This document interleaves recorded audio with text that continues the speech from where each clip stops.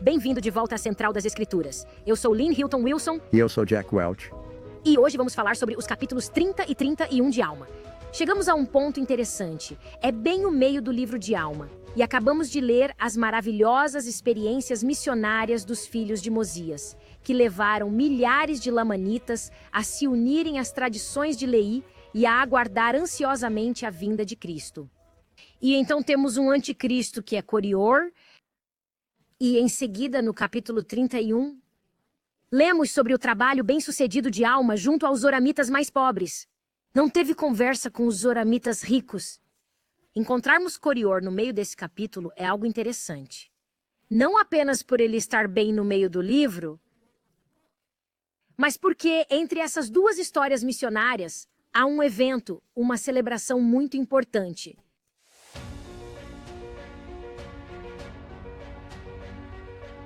Jack, aqui nesse capítulo, capítulo 30, encerrou o 16º ano do governo dos juízes, e eles enterraram muitos mortos, foi um período de luto.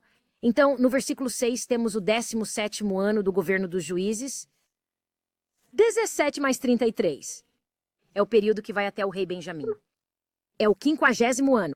Se de fato foi o ano do jubileu, o que pode ter sido, é possível que o rei Mosias tenha sido coroado por seu pai em um ano de jubileu, porque muitas das coisas que ele fala ali sobre cuidar dos pobres e dar aos necessitados são temas que um rei citaria em um ano de jubileu, pois seria um ano de libertação e ações em prol disso.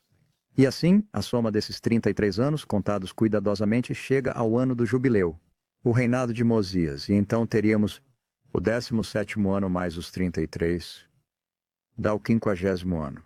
Mas, Jack, se é um ano de jubileu, por que citar Corior? Por que citar um terceiro anticristo? Já apareceu Serém em Jacó 7, tivemos Neor em Alma 1, e agora surge o terceiro, um anticristo muito bem descrito para conhecermos o personagem por completo, ou seja, Corior, em Alma capítulo 30. Por que ele foi citado? Bem, Corior foi um cara muito inteligente. E diz no versículo 6: Apareceu um homem na terra de Zaraenla. Um forasteiro. Era de fora, mas não diz de onde ele veio, mas... O prefixo cor, ou corhor, como escrito em inglês, são antílogos da cultura jaredita. É mesmo? Coriantumar. Então talvez ele fosse um sobrevivente da cultura jaredita ou molequita, não sabemos. Ele não parecia, obviamente, respeitar ou compreender como funcionava a liderança nefita. Ele conhecia o povo e tinha algum rancor, ou talvez uma rixa contra o povo de Nef, mas não sabemos exatamente o que era. Ele queria destruir mais do que edificar, e era contrário ao que viviam, contra o que as pessoas faziam e principalmente contra os que os líderes diziam. O que ele esperava obter com isso, não sei. Foi completamente ridícula sua afirmação de que Alma pregava para obter lucro. Vejam que ele atacou Alma dizendo, você está fazendo isso por dinheiro. Alma disse, não mesmo, e você não tem provas disso. Bem, Corior foi esperto o suficiente para perceber que Alma, apesar de não ser remunerado, controlava o dízimo e as doações que chegavam ao templo. Alma usava vestes gloriosas. Alma era um líder. E Corior acaba argumentando, bem, há uma linha bem tênue aqui. Foi assim que ele fez suas acusações contra os líderes nefitas, o que parece ter fins políticos, algo do gênero. É óbvio que ele está descontente. E as pessoas doavam e contribuíam, faziam sacrifícios e doavam de seu tempo e serviço. É possível que essas ideias tenham um pé no neorismo, porque tanto Corior quanto Neor apresentaram argumentos semelhantes. Em todo caso, Corior chega à terra de Zaraenla e ele se revela um anticristo.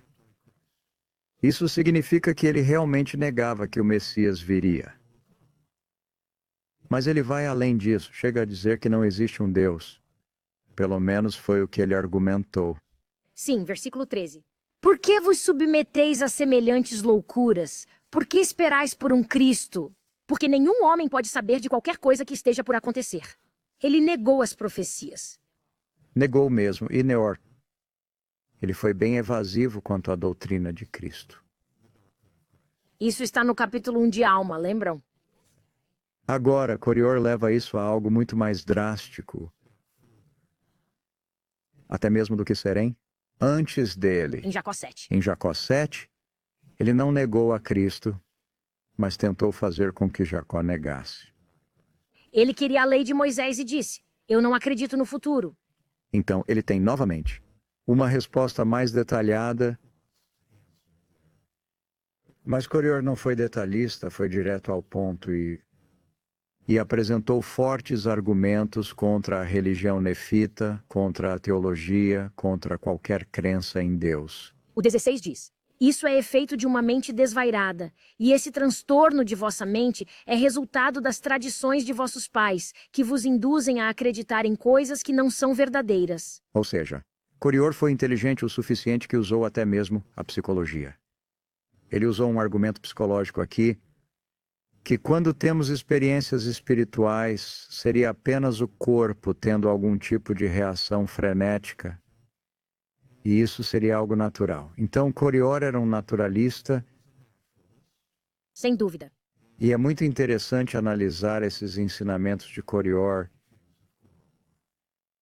No meu livro Charting the Book of Mormon, criei um gráfico sobre isso, o 78, no qual tentei identificar qual rótulo atual poderíamos dar a esses ensinamentos de Corior. Quer dar uma olhada nessa lista? Claro, eu adoraria. Bem, ele também é, além de anticristão, uma pessoa muito negativa e gosta de enfatizar o negativo. Ele diz: estáis presos a uma louca e vã esperança. Ele não olha para os aspectos positivos disso, olha apenas para o lado negativo. Ele é o que eu chamaria de agnóstico. Ele diz: porque nenhum homem pode saber de qualquer coisa que esteja por acontecer. Portanto, há uma linha tênue aí, o que você acha? Ele é um empirista, que é a pessoa que só acredita em coisas que se pode tocar. Ou ver, como ele diz, não se pode saber de coisas que não se vê. Portanto, ele é um empirista tangível. Se você não pode ver e tocar... Jack, ele parece ser da nossa época. Para concluir, é incrível como todos esses argumentos não são coisas que nos surpreendem. Não, Satanás usa tudo isso.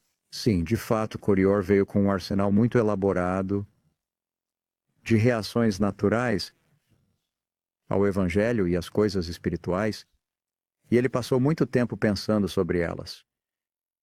Agora, no livro de Alma não temos uma elaboração de cada um de seus argumentos e o que ele achava que justificaria suas posições.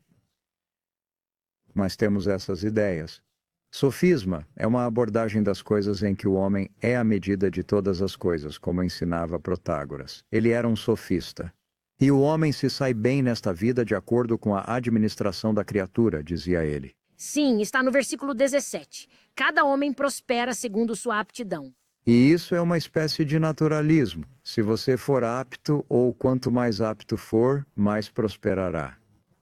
E que pode fazer tudo um absurdo, não há iniquidade, e fazer algo de acordo com a sua aptidão não é errado. É isso mesmo. E isso é o que podemos chamar de relativismo. Sem Que dúvida. tudo o que um homem faz é permitido. E ele também conhece o poder do que chamamos de hedonismo. E havia filósofos gregos que também, no mundo antigo, argumentavam que a melhor filosofia seria o hedonismo, o prazer.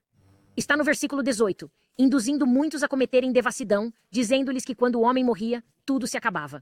É isso mesmo, que poderiam andar de cabeça erguida na iniquidade. Ele também é cético, e temos muitas manifestações modernas de ceticismo. E no versículo 24, o que ele diz? Eis que vos digo que não sabeis se são verdadeiras. Ele é apenas um cético que joga o ônus da prova no colo do outro. Bem, o que há de lógico nisso? Será que Corior achava que as coisas que ele estava ensinando eram verdadeiras mesmo? Eu acho que não. Não sabia nada. Os céticos não percebem que aquilo de que acusam as pessoas também se aplica a eles. Bem, Corior fez isso. E por fim, ele aparece no final, no versículo 28, quando Alma o pressiona ainda mais. Ele faz uma declaração ateísta, que Deus é um ser que nunca foi visto nem conhecido, que nunca existiu nem existirá. E foi aí que Alma disse: basta, você vai injuriar a Deus? E vocês sabem, porque já falei anteriormente dos escritos do presidente Benson, quando ele nos exortou sobre a necessidade de estudar o livro de Mórmon com seriedade. E ele descreveu os anticristos. Ele disse que o livro de Mórmon expõe os inimigos de Cristo. Ele refuta as doutrinas falsas e apazigua contendas. Fortalece os humildes seguidores de Cristo contra os desígnios, as estratégias e as doutrinas malignas do diabo em nossos dias. O tipo de apóstatas mostrado no livro de Mórmon é semelhante ao que encontramos hoje. Deus, em sua infinita sabedoria, moldou o livro de Mórmon de modo a permitir-nos perceber o que é errado e combater os conceitos falsos existentes em nossa época no campo da educação, política, religião e filosofia. O presidente Benson disse isso na conferência de 1975. E mais do que nunca, isso também se aplica a nós, atualmente. Apesar de já terem se passado milhares de anos desde Corior, fica a questão: será que os ataques à verdade realmente mudaram em alguma coisa? Antes de chegarmos à questão de como Alma lidou com Corior, vamos voltar um pouco para entender como Alma abordou todo esse questionamento. O capítulo começa com uma descrição dos argumentos apresentados em outras passagens. Sim. Ele começou apresentando esse argumento em Gerson, e depois foi expulso de Gerson.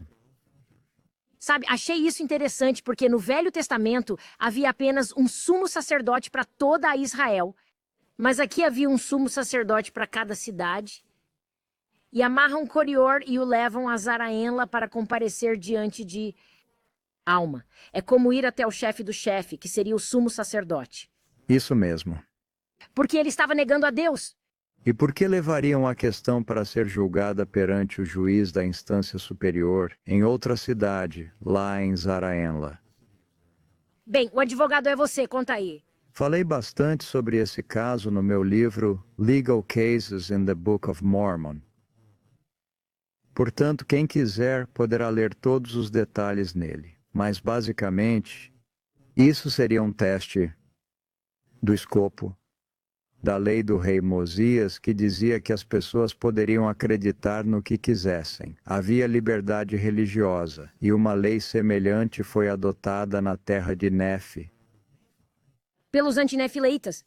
E pelo rei de lá, declarando que haveria liberdade religiosa. Mas, legalmente, o que isso significa? Significa que poderiam adorar o que quisessem em suas próprias casas? Sim. Significa que poderiam sair e pregar sua própria doutrina? Provavelmente. Significa que poderiam criticar a religião de outras pessoas? Ou que poderiam blasfemar contra coisas sagradas? A lei de Moisés era severa contra a blasfêmia. Isso mesmo, sabemos que blasfemar era ilegal. Aliás, era pena de morte, não é? Sim, era um crime capital. Agora, onde Corior se encaixa nisso? Era um crime capital. Nesse espectro, por ter cometido um crime capital, ele deveria ser encaminhado à Alma, o sumo sacerdote. Entendi. Por fim, termina no mesmo veredito ao qual Jacó sentenciou a Serém. Agora, Corior discutiu as questões com Alma, e Alma, é claro, pergunta a ele: que provas você tem de que Deus não existe? No versículo 40.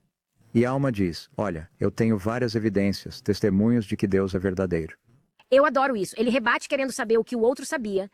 Ele vira à mesa. Você está questionando quais as minhas evidências e eu estou lhe perguntando quais as tuas. Corior reconhece que havia um impasse aqui e no versículo 43 ele diz a Alma: está bem, se me mostrares um sinal que me convença de que existe um Deus, se me mostrares que ele tem poder, eu então me convencerei. Ele responde no 44.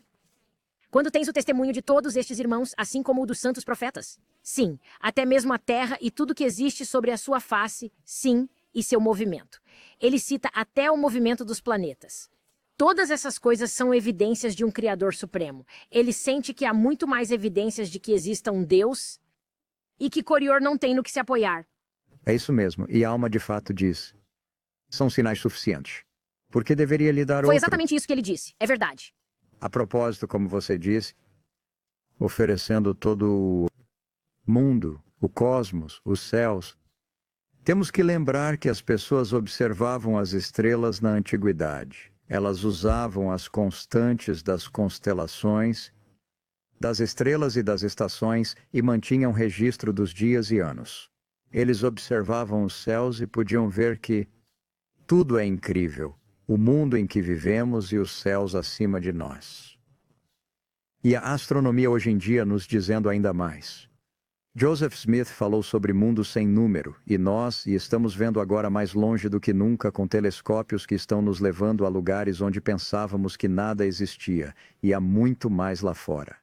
Portanto, Alma tem toda a razão ao dizer todas essas coisas testemunham que existe um Criador Supremo. E Criador Supremo é o título que ele usa. Após citar todas essas coisas, ele pressiona. Corior, você admite isso? E Corior meio que recua nessa hora. A propósito, na Beio Havaí, o prédio de ciências tem um mural maravilhoso e enorme do lado de fora do prédio, bem na entrada. E tem esta escritura de Alma, capítulo 30, que diz: todas as coisas mostram que existe um Deus, que existe um Criador Supremo. Mas ele ainda quis outro sinal. E o sinal que ele recebeu não foi o que ele esperava. Bem, Alma diz, se você quiser um sinal, no versículo 49, eu lhe darei um sinal. E o sinal é que você ficará mudo. O que Corior fez realmente de errado? Ele blasfemou. Negou a existência de Deus. Isso mesmo. Entre outras coisas que disse. Portanto, a consequência natural de seu comportamento seria sua punição. Ele foi silenciado. Isso, como você disse, é uma forma de punição chamada de taliônica, em que a punição deve se adequar ao crime. Mas voltando ao meu ponto inicial, este caso responde a uma questão que ainda não havia sido resolvida na jurisprudência nefita. Você pode acreditar no que quiser, mas se fizer coisas erradas, será punido. Portanto, a pergunta é: falar? Fazer algo é uma ação que pode ser punida? Ou é um discurso que é protegido como parte de sua crença? Interessante. E acho que a resposta é que há algumas falas Que vão que longe são demais. protegidos, mas como você disse, alguns vão longe demais. E negar Cristo, a blasfêmia, não será uma fala tolerada. E mentir ou também pregar falsas doutrinas, essas coisas devem ser combatidas e eliminadas. Agora, nenhuma ação física foi imposta a Corior, foi ele quem ficou mudo. E de fato Alma estava disposto a aliviar esse sinal. Se Corior simplesmente confessasse, e ele faz a Corior algumas perguntas. A partir do versículo 50, há um pequeno paralelo aqui, outro quiasmo, dos 50 ao 52. Corior ficou mudo, não podendo mais falar. E o ponto central é todo sobre esse sinal. Ele queria lhe mostrar um sinal, então ele lhe deu um sinal. No versículo 52, Corior, estendendo a mão, escreveu: sei que estou mudo porque não posso falar, mas ainda podia escrever.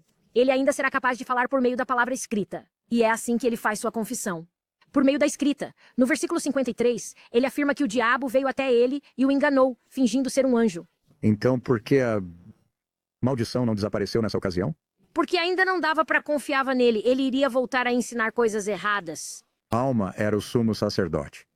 Mas diz aqui, no versículo 51, que o juiz supremo viu isso. E foi ele quem escreveu a Corior. Portanto, agora era uma questão política. Bem, é uma questão legal, certo? Política. E agora, o juiz supremo faz 4 perguntas, e ele as quer por escrito, para tornarem pública a resposta de Corior. Sua confissão dessas coisas. Se Corior podia ouvir, se ele ficou surdo e mudo, não sabemos. Eles acabam escrevendo, não acho que foi porque ele não ouvia, mas porque queriam um registro escrito. E colocam essas 4 perguntas perante ele, ele deveria responder a essas 4 perguntas adequadamente, ou a maldição não seria removida. E então, quais eram as perguntas? Quais? Bem, a primeira foi: estás convencido do poder de Deus? Essa é a pergunta número 1. Se está convencido do poder de Deus, isso significa que Deus existe? Sim. Está bem? Sim. Sim. Segunda pergunta: em quem desejavas que Alma mostrasse seu sinal? Se Alma fosse mostrar algum tipo de sinal milagroso, ele esperava que recaísse sobre outra pessoa e que fosse negativo.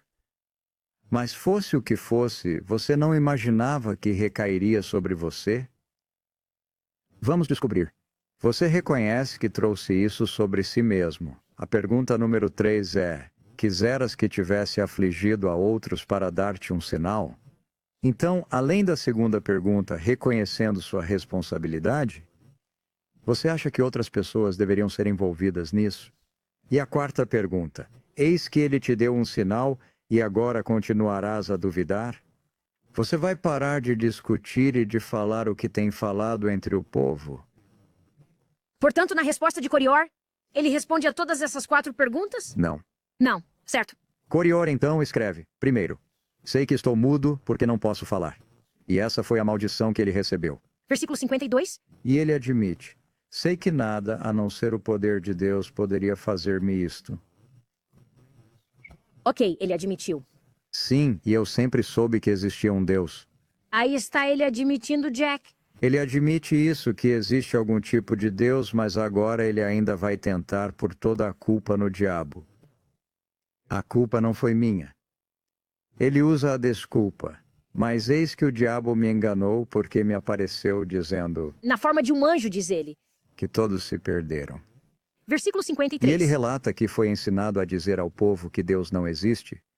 Ensinou-me o que eu deveria dizer e tal. E ele admite que os ensinou, e ensinei-as até obter muito êxito. Mas ele responde à pergunta sobre... Você vai parar de falar? É isso mesmo, ele não responde particularmente à pergunta sobre você não vai mais contestar? E também não explica nada sobre, sabe, como isso afetou outras pessoas. E você fará algo para ajudar a corrigir isso? Agora, acho que Alma poderia ter dito: isso é o suficiente. Essa é uma vitória. Ela de fato define a questão legal. E agora estabelecemos que blasfemar e levar as pessoas à apostasia são coisas que poderiam restringir a ordem civil. Mas Alma é o sumo sacerdote. E ele sabe que Deus foi ofendido com isso. E ele sabe que deve haver testemunhas e que as pessoas também precisam ver o que Corior fez. Alma diz no versículo 55: Li, se esta maldição te fosse tirada, tu novamente perverterias o coração deste povo. Portanto, faça-se contigo de acordo com a vontade do Senhor. Deus impôs a maldição, e se ele quiser, ele a tirará. Não irei absolvê-lo disso. Você ainda não corrigiu.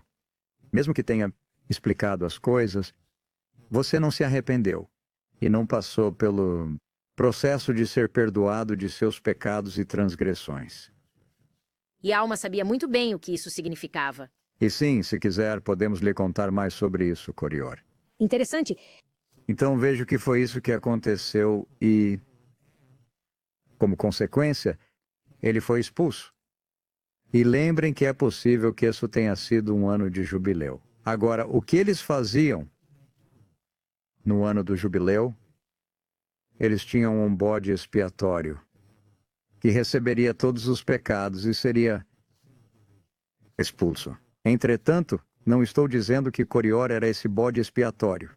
Mas é interessante ver esse tipo aqui. Era assim que as pessoas faziam. E uma de suas cerimônias importantes era sacrificar um bode e expulsavam outro bode, para que o mal pudesse ser retirado da cidade. Está no capítulo 16 de Levítico. Portanto, o dia da expiação e o jubileu estão intimamente ligados um ao outro. Gostei que enviaram outra proclamação declarando aos que haviam isso acreditado mesmo. nas palavras de Corior que deveriam arrepender-se rapidamente, para que o mesmo castigo não lhe sobreviesse. agora faria parte da lei do país, a lei de Mosias não protegeria esse tipo de discurso. Diz no versículo 58, todos se convenceram da iniquidade de Corior, portanto, todos se converteram novamente ao Senhor. Então, o que Corior fez? Bem, ele foi para a região onde habitavam os Zoramitas, sendo guiados por um homem cujo nome era Zorã. Agora lembrem que os Zoramitas estavam mais ou menos no meio. Temos Lamanitas, Lemuelitas e Ismaelitas no sul. Zorã ficou com Nefe, mas temos Nefitas, Jacobitas e Josefitas no norte. E os Zoramitas permaneceram mais ou menos isolados. Eles não eram descendentes de Leí. E 400 anos depois, sua cultura se tornou um pouco diferente. Eram um povo distinto. Mas eles escolheram voluntariamente seguir a Nefe. Poderiam ter seguido Lamã. Ao se separarem, ficaram isolados em uma região chamada Antionum. E ali, na terra de Antionum, os Zoramitas se tornaram ricos e bem militarizados. Veremos que se tornaram soldados muito experientes. E cooperaram com os Nefitas por um tempo. Contudo, em dado momento decidiram ficar contra os Nefitas. Não quiseram conversa e expulsaram Corior sem nem o ouvirem. Achei isso interessante. No versículo 59 diz: ao andar no meio deles, eis que foi atropelado e pisoteado até a morte. Isso. O interessante é que foi ele quem escolheu ir até essas pessoas. Sim, isso não nos diz se ele foi atropelado por uma multidão, pessoas que simplesmente, você sabe, foram atrás dele, ou se foi uma carroça carregada com mercadorias que o atropelou, ou se ele foi pisoteado e, bem, ele foi atropelado por animais ou por pessoas. Ou será que isso quis dizer que ele não foi bem-vindo lá? É tão irônico, não é? Você sabe, é muito interessante o fato de ele ter sido rejeitado, até mesmo por aqueles influenciados por ele. Essas pessoas foram influenciadas por ele e agora ele foi rejeitado por elas. Temos um resumo no versículo 60. Eu acho que quem escreveu esse versículo foi quem editou o livro de Alma, porque diz: e assim vemos o fim daquele que perverte os caminhos do Senhor. Eu queria muito saber quem fez essas declarações. Sabe, há várias declarações como essa em Alma, pequenas vinhetas editoriais. Então, fui pesquisar um pouco mais sobre o uso da expressão "e assim vemos" ao longo do livro. E como podem ver nessa tabela, encontrei conexões fascinantes entre as palavras que Alma, o filho, escreveu, com uma frequência muito maior do que qualquer outro autor no livro de Mórmon. Embora a tabela seja apenas um estudo curioso que fiz para tornar minha leitura das escrituras mais interessante, ela pode ser mais uma evidência de autoria múltipla, e que esse texto foi escrito por várias pessoas diferentes.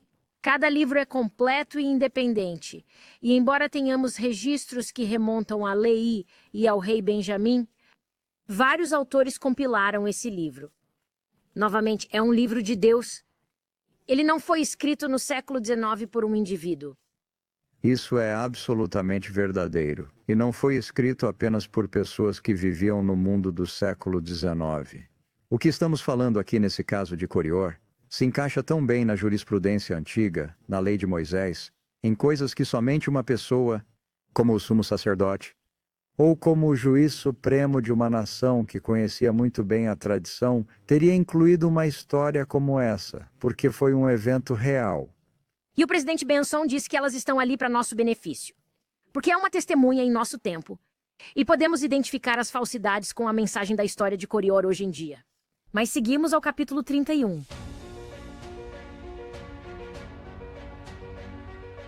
Agora, temos outras experiências missionárias.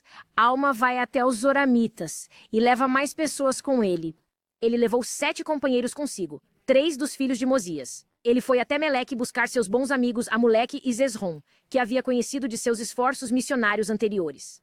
Depois, levou 2 de seus filhos consigo. Deixou Elamã em Zaraenla e levou Siblon e Corianton. Agora, por que será que Alma foi até Antionum? Por que ele foi fazer proselitismo entre os Zoramitas? Ele sabia que o povo havia rejeitado Corior. Talvez tenha parecido um bom sinal. No entanto, fico pensando, será que seu interesse em Antionum era por ser uma região estratégica? E de fato ficamos sabendo que a sociedade em Antionum estava segregada entre ricos e pobres. Eu pensava que ele foi inspirado a ir para lá, mas pelo que você está dizendo, é possível que houvesse razões políticas e geográficas muito significativas por causa dos lamanitas. E acho que ele viu esse episódio de Corior como seu ponto de partida. Essa é sua oportunidade para dizer: vocês reconheceram a fala problemática de Corior? Vamos começar com isso. E deixe-me contar mais sobre o que está acontecendo em Zaraenla, porque eles não estavam mais em Zaraenla, Você sabe, era uma vila totalmente diferente. mas precisamos nos aproximar. E sim, somos gratos por toda a ajuda com os amonitas que foram assentados na terra de Gerson. Portanto, ele tinha bons motivos para ir agradecê-los. Mas foi como sumo sacerdote. Se ainda fosse o juiz supremo, poderia ter debatido as preocupações políticas ou ter feito algumas alianças políticas. Mas Alma foi até lá. Acho que a principal preocupação de Alma é que as pessoas de lá não estavam cumprindo os ensinamentos do rei Benjamim de que não deveria haver pobres entre eles. Não era para expulsar os pobres. Eles deveriam estar cuidando deles para que deixassem de ser pobres. Mas, no versículo 4, ficamos sabendo exatamente o que motivou a ida de Alma. O motivo é que os nefitas temiam muito que os zoramitas se aliassem aos lamanitas, o que poderia acontecer a qualquer momento, pois eram vizinhos. E uma aliança com os lamanitas era preocupante porque certamente poderia causar grande perda aos nefitas. Agora, obviamente, se os zoramitas se aliarem aos lamanitas, perderiam não apenas a população, mas também os líderes militares, os aristocratas e a riqueza daquela cidade. E se alguém familiarizado com a região debandasse, o inimigo teria um poder maior sobre eles porque saberia indicar onde estão os pontos fracos e como as tropas eram treinadas. Isso é péssimo. E além disso, como aprenderemos nos últimos capítulos do livro de Alma, os comandantes zoramitas conheciam muito bem aquele território. Eles conheciam os pontos fortes e fracos de cada cidade, da região norte da Terra de Neve. E com isso entendemos a grande preocupação com os zoramitas, porque eles tinham esse conhecimento militar. Eles já tinham visto os lamanitas atacarem Amonia, que era uma cidade nefita. E isso foi no sul. E agora temos mais tropas ao norte. E como dissemos anteriormente no vídeo passado, com a nova configuração dos amonitas, isso significaria que se os lamanitas controlassem Gerson e Antionum, eles cercariam o povo nefita. E isso não seria bom para a segurança deles. Temos um belo quiasmo no versículo 5. Ora, como a pregação da palavra exercia uma grande influência sobre o povo, levando-o a praticar o que era justo. E encontramos o centro. Sim, surtia um efeito mais poderoso sobre a mente do povo do que a espada ou qualquer outra coisa que lhe houvesse acontecido. Aqui está o próximo ponto, voltando ao início. Alma, portanto, pensou que seria aconselhável pôr à prova a virtude da palavra de Deus. E novamente usa a expressão a palavra de Deus, ou seja, apenas 3 pontos para dentro e para fora, bem curtinho. Assim, além das questões políticas, eles também tinham motivos para irem a Antionum porque não guardavam os mandamentos. Quais mandamentos eles não estavam cumprindo? Olha, o versículo 10 diz que achavam que deveriam orar apenas um dia por semana quando iam à igreja, sua sinagoga. E no versículo 11 diz que pervertiam os caminhos do Senhor de muitos modos. E, particularmente no versículo 9, não observavam os mandamentos de Deus, nem os seus estatutos, provavelmente os 10 mandamentos, os capítulos 21 a 23 de Êxodo, que geralmente são chamados de estatutos. Portanto, estão basicamente dizendo: não queremos mais guardar a lei de Moisés. Os capítulos 21 a 23 de Êxodo são os julgamentos que foram adotados por Moisés na implementação dos 10 mandamentos e outras coisas. Esses são os estatutos que começam dizendo: se um homem fizer tal e tal coisa, ou se um homem fizer isso, ou se um homem fizer aquilo. Essas são as chamadas leis casuísticas, e elas estão associadas aos 10 mandamentos, os que dizem não farás, os que são proibitivos. Mas eles subiam e oravam. E dos versículos 15 a 18, lemos a oração zoramita que dizia: Santo, Santo Deus, cremos que és Deus e cremos que és santo, e que eras um espírito, e que és um espírito, e que serás um espírito para sempre. E em seguida, eles abordam o problema da eleição no versículo 16. Eles acreditam que são melhores do que todos os outros. Cremos que nos separaste de nossos irmãos. Acho que é semelhante ao pensamento que surgiu com alguns dos primeiros cristãos de que somos os eleitos, que Deus nos elegeu. Não temos arbítrio. Se formos bons, seremos sempre bons. Foi Calvino quem falou primeiro. Porém, Santo Agostinho foi quem introduziu ao pensamento religioso o que está sendo dito aqui, e acho que isso é tão significativo porque o diabo usa as mesmas coisas repetidamente e a alma compartilhou isso para que mudemos. A palavra eleito também pode significar escolhido. Sim. Porque quando ser eclético significa ser instruído em várias linhas de conhecimento, alguém que é selecionado. Então, eles estão dizendo: Somos melhores do que as outras pessoas. Ah, interessante. Porque usam as mesmas palavras de Corior, a fim de que não sejamos desencaminhados pelas tolas tradições de nossos irmãos, que os prendeu a uma crença em Cristo, que os forçam a crer em Cristo, afastando-lhes o coração para longe de ti, Deus nosso. E te rendemos graças por sermos um povo eleito, etc, etc. É bom lembrar que o versículo 17 mostra como a oração deles é, na verdade, semelhante à linguagem que Corior usou sobre ter sido levado pelas tradições tolas de seus irmãos. Isso pode explicar por que Corior achou que poderia ter algum sucesso em Antionum, ou talvez ele tenha aprendido isso com eles. Certo. E novamente não sabemos por que ele foi atropelado ou pisoteado, mas por ele voltar com um sinal interpretado como maldição. Talvez os supersticiosos não o queriam na cidade. Talvez tenha sido acidental. Ele pode ter sido simplesmente atropelado, ou alguma outra situação causou um acidente no qual ele foi pisoteado, né?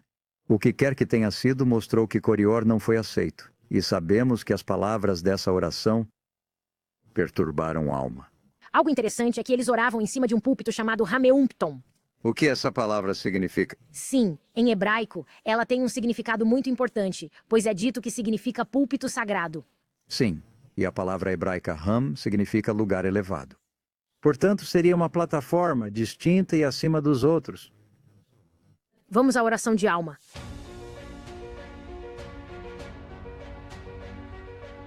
Comparar a oração do profeta à oração dos oramitas é bem interessante. Minha impressão é que podemos sentir o espírito do profeta e a importância da verdade quando comparamos e contrastamos as duas orações. E ela começa no versículo 26. Ele percebeu que o povo havia se ensoberbecido e do lado de fora da cidade reúne seus companheiros numa oração solene. Todos esses missionários, os companheiros que acompanharam Alma, sabiam que estavam entrando em uma situação muito difícil. Mas eles oraram e Alma liderou o círculo de oração. E elevou a voz ao céu e clamou, dizendo: Ó Senhor, até quando permitirás que teus servos habitem aqui na carne para presenciarem tão grandes iniquidades entre os filhos dos homens?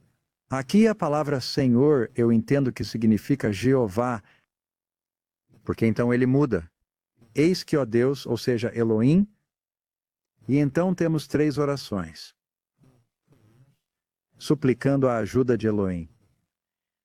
Agora, o que ele faz aqui é apresentar o caso diante de Deus, Elohim, o juiz, e diz: essas são as coisas que fazem.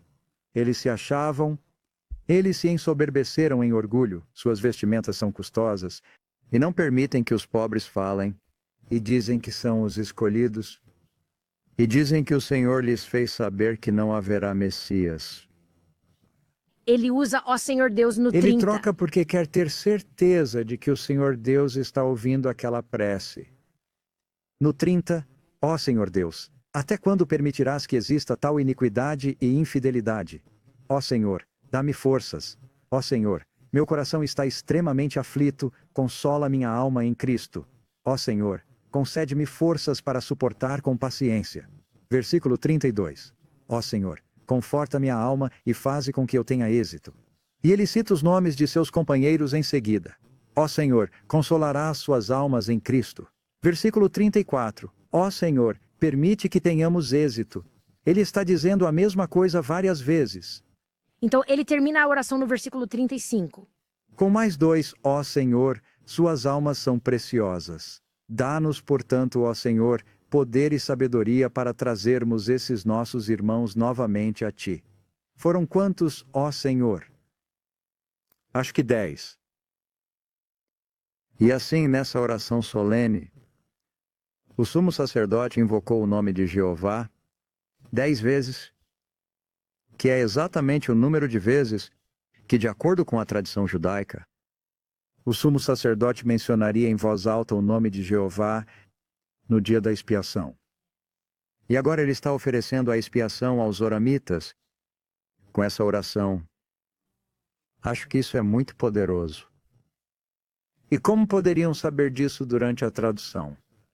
Certeza que Oliver Cowdery não sabia. Devemos usar Deus ou Senhor Será que ou não foi manter só variar? assim mesmo? Eu aprendi na escola que não devemos ser redundantes. Aqui foram 10 Sim, repetições. É uma Veja, tradução bem clara. essas 10 petições a Deus vieram em resposta aos oramitas não guardarem os 10 mandamentos. Interessante. Bem, também gosto muito que em vez de apenas dizer "Ah, estou sofrendo, tire-me dessa confusão", ele pede para suportar com paciência. Eu acho que foi você quem leu essa parte e fiquei pensando. Essa deveria ser minha prece, que eu suporte com paciência meus momentos de dificuldade emocional ou física. E temos a imposição de mãos e uma ordenação de algum tipo. No versículo 36, diz: impôs as mãos sobre todos os que estavam com ele. E fui pesquisar, li alguns textos do irmão Nible a respeito. É interessante que a imposição das mãos também pode ser, na linguagem antiga, posicionar, investir ou confirmar. Portanto, nessa imposição de mãos, todos teriam sido investidos. Interessante estar na oração. É isso mesmo. E acho que, você sabe, nós, membros da igreja, oferecemos orações em um círculo de oração, em um lugar sagrado.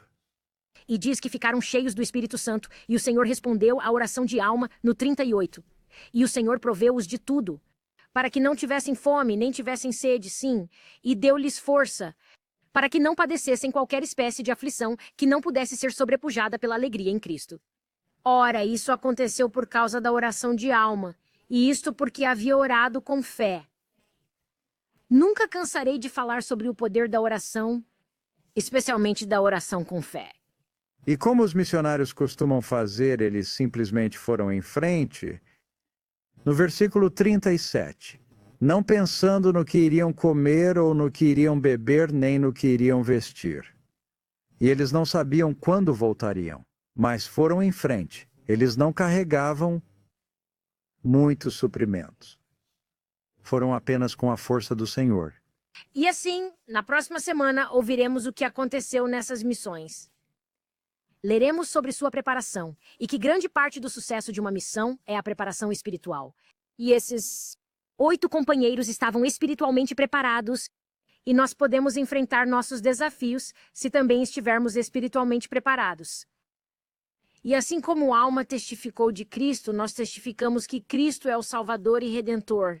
E oramos que o Senhor abençoe todos vocês que estão lendo o livro de Mórmon, que seu Espírito esteja sobre vocês e que vocês sejam inspirados quanto às coisas que devem fazer e o que podem fazer para serem instrumentos nas mãos de Jesus Cristo nestes últimos dias.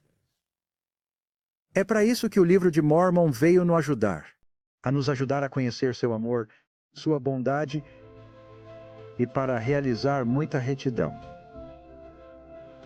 Disso presto testemunho em nome de Jesus Cristo. Amém. Amém.